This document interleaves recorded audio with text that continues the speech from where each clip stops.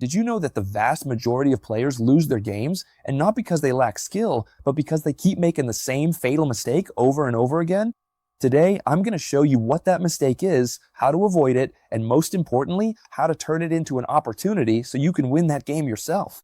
And the best part, do you know how I'm going to do it? Well, I'm not going to explain it to you with some example you don't know anything about. Instead, I'm going to use one of my own games that I played recently in a tournament, so I'll be able to explain it to you firsthand. In that game, I was playing with the black pieces, and I used the French defense. The good thing about using one of my own examples is that no one knows better than I do what I was thinking during that game, not even Magnus Carlsen. So I played the French defense, and my opponent went for the exchange variation. You already know that here they can push the pawn forward, play knight to c3, even knight to d2, the Tarrasch variation. And another well-known line is simply to play pawn takes pawn.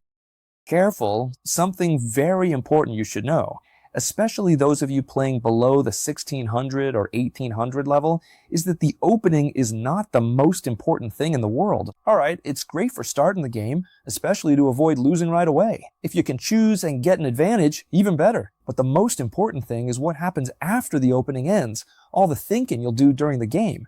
Because from that point on, neither you nor your opponent will know exactly what to do, and that's when you'll have to start thinking for yourselves. In this game, after knight to f3, I played knight to d6. Sorry, bishop to d6. All of this is theoretical, okay? In the exchange French, the bishops are usually placed here and the knights here. In fact, my opponent does exactly the same as I do. Or rather, I do exactly the same as my opponent. And here, there are different strategies. Let me explain. A very interesting move that both white and black can use in this variation of the exchange French is pinning the knight with the bishop. Right now, it would be too early because there would be the move queen to e7, which would force my opponent to move one of their pieces back. Either the bishop they just moved, the previous bishop, or failing that, move their queen. Then I could play queen takes queen, and after bishop takes queen, they've also moved their bishop back, and in fact, they leave this great diagonal open for my other bishop. That's why my opponent, mind you, my opponent was pretty strong. What they did was, instead of bringing out the bishop, they castled first, right? Exactly the same thing I get. And now this plan is actually stronger. Why? Because now the king is no longer on the central file. It's that simple. Did you get that? Alright, so here I thought, look, I'll castle, and if my opponent plays bishop to g5, what am I going to do? The same thing, bishop to g4. And if they play something else, for example, rook to e1, what I'm going to do is play h6, an important prophylactic move so my opponent can't bring their bishop here. So my opponent decides to go for this typical plan, and I say, well, I'll do it too. Alright? My opponent's first mistake. We'll see why in a moment, but before I forget, check this out, because you're going to love it. I've discovered an app that you're going to love. You can practice all the openings you find in my videos, and even many more, both with white and black, completely free. Look, let me show you what you can do, because it's amazing. For example, let's say I want to practice the French defense, just as an example, okay?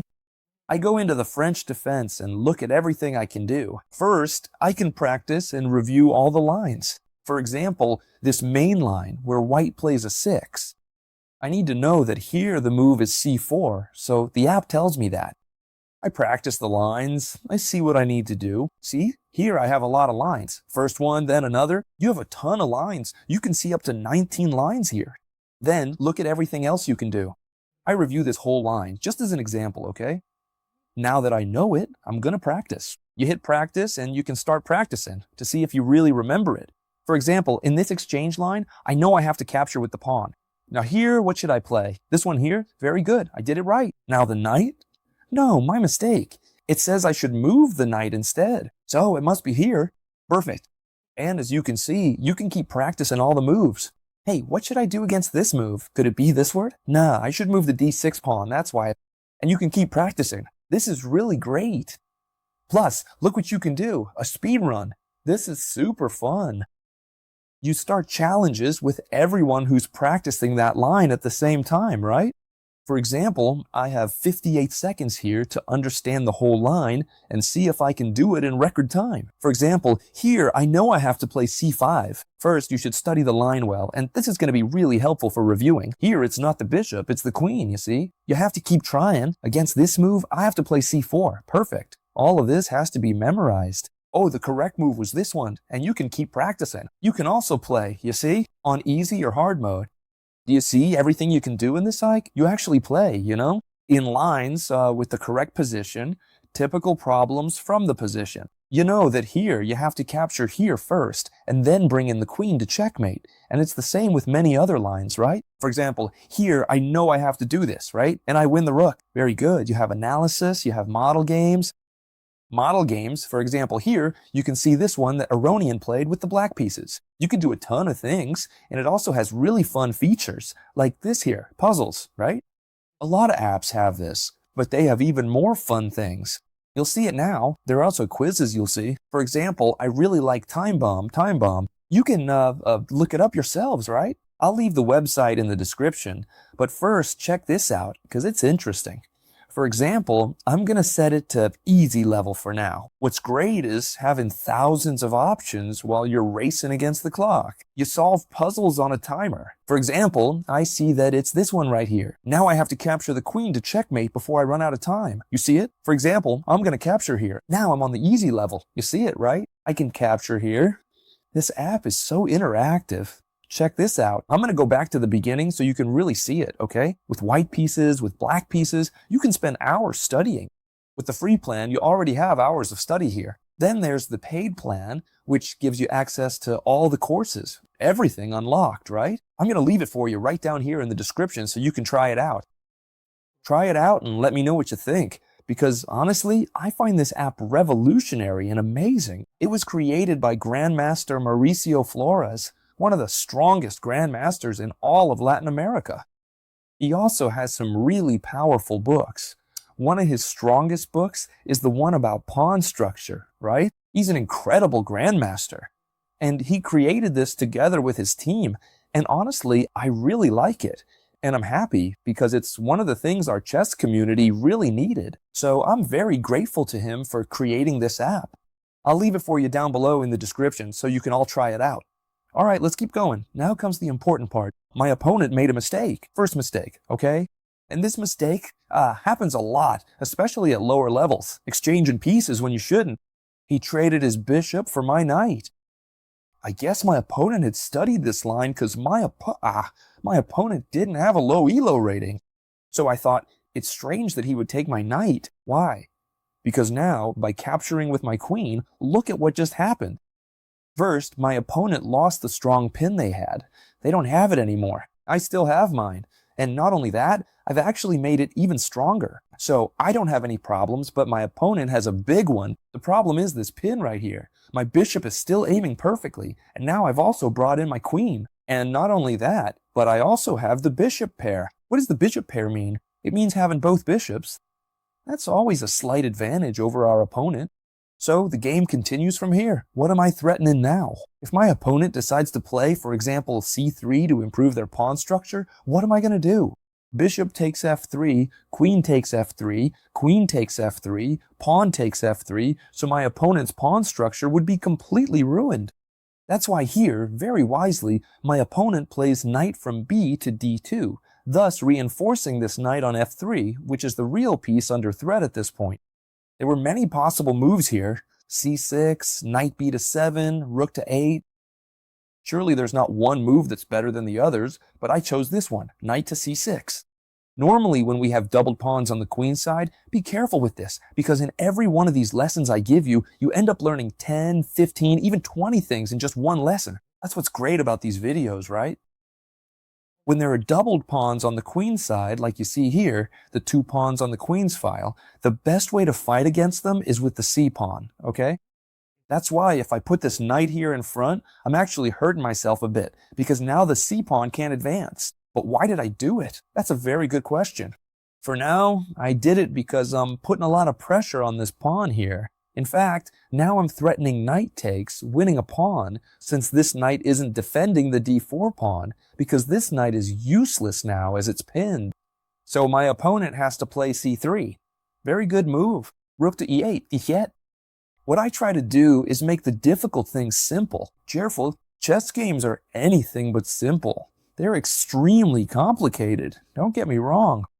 But the important thing is to try to make it as simple as possible so you can really understand it. And above all, so things flow smoothly. Pay attention. What do? Well, I have all my pieces developed. What am I going to do? Well, I bring the rooks into the attack. In this case, I place the rook on the open file. An open file is a file where there are no pawns, neither ours nor the opponent's, and where the rooks feel right at home because they have a lot of space to move. It's obvious that this rook here isn't as happy as this rook on the e file. And why do I bring this rook and not the other one? Because I want to put this rook here, and the other one I'll probably either place on its side or over here and try to advance on this side. So I prefer to place this rook since it wasn't doing much here on f. My opponent plays queen to c2, which is a perfectly good move. Why? First, it successfully moves out of the pin, so it's actively supporting their positional knight. Now that the queen is moved, this knight can move without losing the queen. And besides, they're threatening me with a battery. This bishop and queen battery is threatening the h7 square. How should I defend it? A mistake would be to play g6. Why? Because I'm weakening the dark squares around my king a lot. Do you see it? Since all the pawns are on white squares, the dark squares would be very weak, and they could even trap this bishop if I'm not very careful. So I played h6, a much better move. It's true that they can check me here, but it doesn't do anything. I would simply leave my king here, and now I'd be threatening this move, winning my opponent's bishop. That's why here, a simple check for no reason doesn't make any sense. Don't give checks just for the sake of it, okay? Well, so my opponent makes a really solid move. He also brings his rook to the open file. All right, so now is a moment to think, right? Now we need to think. With our pieces developed and the rook on the file, there's a possible exchange. Should I trade just for the sake of it, or find a better move? Look at this knight. It's not doing much now. It's threatening a pawn that is defended. Can't jump here. Doing nothing there, so I reposition it to the e7 square. The good thing about knights is that when they're not doing anything, you can reposition them thanks to their ability to jump. And look what I do. I target here and here. And not only that, but I also free up the c-pawn, which you'll see will be extremely useful for me later on to try to advance on the queen side. That's why my opponent simply plays h3 here. Here I faced a dilemma.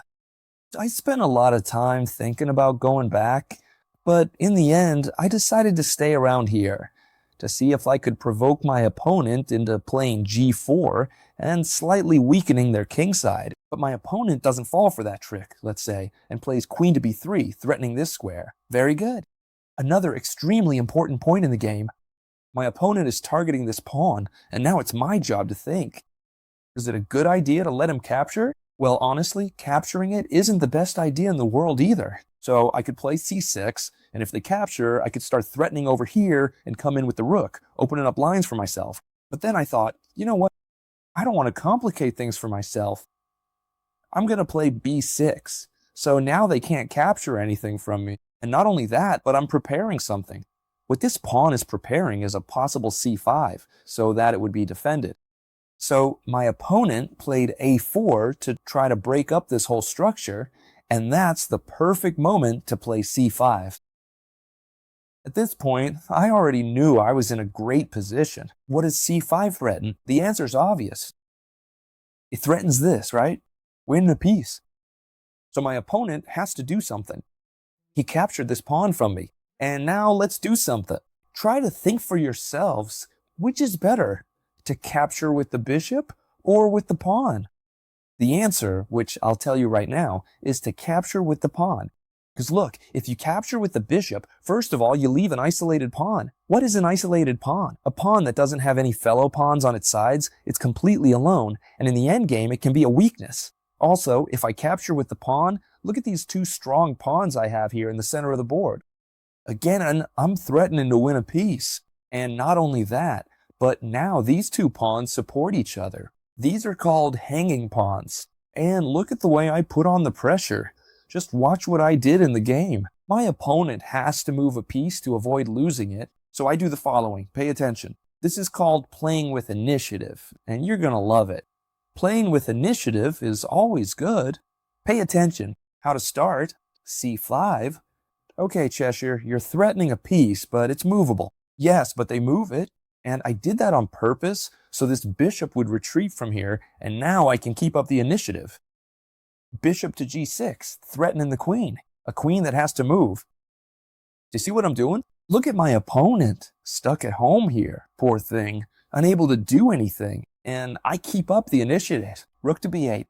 Do you see how important it was to place this rook and not the other one? Now I have the rook from A on the B8 file, ready to attack this very weak point, which is hard for them to defend. He can't advance the pawn because he'd lose the C pawn to the queen. So what does he have to do? He has to come defend with the queen, and this position is wonderful for me.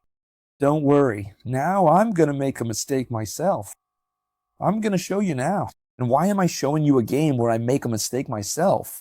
Well, precisely so that you don't make it, and you can win more games. That's obvious, right? If already, how do you say this? Look, this is very important. If you lose games, people always say, well, when you lose, you'll be able to learn from your defeat. That's true, but if you can learn from mine, that's even better, right? That way you won't lose yourselves. I'm just improving my pieces. Knight to C6. You're going to see how important this game is going to be. And my opponent plays bishop to D1. Critical moment. Pause the video if you want, and think about what the best move in this position would be. If you do this exercise, it'll really help you train. If not, don't worry, I'll tell you the answer. Here, look, and we're also going to practice calculation a bit, because I'm going to say it without moving the pieces, all right? The idea is that here I have a really good move, which is the one I played, bishop to D3. This bishop threatens a rook that can't move, so if my opponent puts the bishop in between, I just capture it. It's free, you see, because I have a bishop and a rook, and he only defends it with the rook. So, after bishop to D3, he only has one move to try not to lose that rook, which is rook takes rook. And when I capture, you see, now he has an open space to put his rook here. But what's the problem? That then I play rook takes rook, and this knight has to move back, and his pieces will be really cramped. I'll show you. Bishop. To avoid losing this rook, the only thing they can do is trade. Now I trade. All of this is forced. That's why I calculated it from the start, because all of this is forced, meaning they have no other option. Now to avoid losing the rook, the only move is to bring the rook here. And sure enough, I trade rooks, so that now, look at how his pieces are, all stuck back here, right? Here I had a really good move.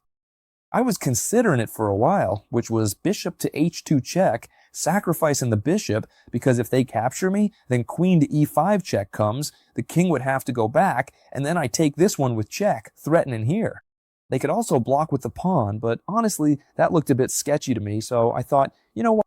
I'm going to bring the queen into the attack, set up a battery that threatens checkmate. If my opponent slips up, it's checkmate on the next move, because the king can't escape, you see? And if now my opponent decides to block, which is the right move, with one of the two knights, so that they both threaten checkmate and defend the knight that was over here, which is what they did in the game, then I have to think about how to continue. So what I did was add more fuel to the fire. A piece that wasn't doing anything, you see? A knight that wasn't doing anything. I bring it forward. And now my opponent tries to make a little space here to get the queen out, and I do the following. I still add even more fuel to the fire. Now it's the bishop's turn. I'm threatening a lot of things, looking to exchange pieces and break through, and pay attention to how I do it, because you're going to love it. So what does my opponent do? They try to bring the queen in. Do I care if they give me this check? For now, no, because I can, for example, take knight for knight, check. They have to do something. Knight takes knight is forced, because if they take with the bishop, I would come in through here, you see? So they have to capture with the knight, and now I take bishop for knight. If they come in, give and check, I just move and nothing happens here. Or I could even block with the bishop and it's fine. My opponent first captured this bishop. And now what did I do? Very important. Key moment of the game. Key moment of the game. If I hadn't captured this bishop, I would have won the game. This knight would have won the game immediately. And this is a typical mistake, okay? That I make and everyone else makes too. I want to come in through here and I eliminate the defender. There was a much better move, okay? Much better. The move was queen to c1. So you understand, this move would have given me an advantage of -4 or -5. That's huge, like having a whole rook up. Why? Why is this move so good? I'll explain it to you. It's very simple. I threaten the bishop and I threaten the pawn. There's no way to defend everything at once. If the queen comes to defend the pawn, I take the bishop, and there's no way to defend both at the same time. I'll take this pawn, then this one, then keep threatening. This move was really good. I miscalculated. I calculated taking first and then queen to c1 check. It's all good. I managed to win the game in a way that's going to blow your mind, and you'll be able to use it to win your own games too. But first, just so you see, it's okay. Everyone makes mistakes. Suddenly, now the game is extremely even because my opponent brought the queen over here, defended. If I take this pawn, he takes mine, and absolutely nothing happens. That's what happened in the game, but don't worry because I won in 3 moves here. I won in 3 moves. But you have to learn that sometimes it's okay if you make mistakes. Logically, we're not machines. And that's exactly what you should do to play to your advantage. I won on the next move. How? Well, with the next move, pay attention. The bishop is threatening me, and I came in with my bishop here, provoking my opponent. This isn't the best move. There were probably better ones, though it's not a bad move, you know? Queen to 8 was probably better to start threatening, but oh well. Let's see why you like this move so much, chess teacher. Well, this move is a sucker's trap, as I like to call it. What's going on with this move? First, it prevents any kind of check, and second, it lets my opponent make a mistake. If they go here, they lose the game. If they go here, they lose the game. If they take the pawn, they lose the game, which is what happened. They took the pawn and lost the game. We're going to win in 2 moves. Try to guess it by pausing the video, because now I'm going to tell you. The decisive move was the following: queen to c8, check, winning the game. My opponent, of course, saw that the bishop can't block because I just give it away, so the only way to block is with the queen. And now the final blow is that if I capture here, nothing happens. The idea is to distract the king with this check. Whether he takes or moves over here, the queen will no longer be defended and I'll win the game. My opponent resigned here, of course. For example, let me show you. If he takes here, I simply take the queen. That's how I managed to win the game, even though I made a mistake. It's no big deal. I'm sure these kinds of videos help you a lot, because they're completely free lessons that help you improve your chess skills. If you want more videos like this, then leave a like, okay? That's how I can tell that you enjoy these kinds of videos, alright? Or leave me a comment telling me if you also make these kinds of mistakes. And above all, the most important thing is that you subscribe to the channel so you don't miss any videos. So I hope you loved it, friends. If you want to try out the app, I'll leave it right down here in the description. And I'll see you tomorrow in the next video.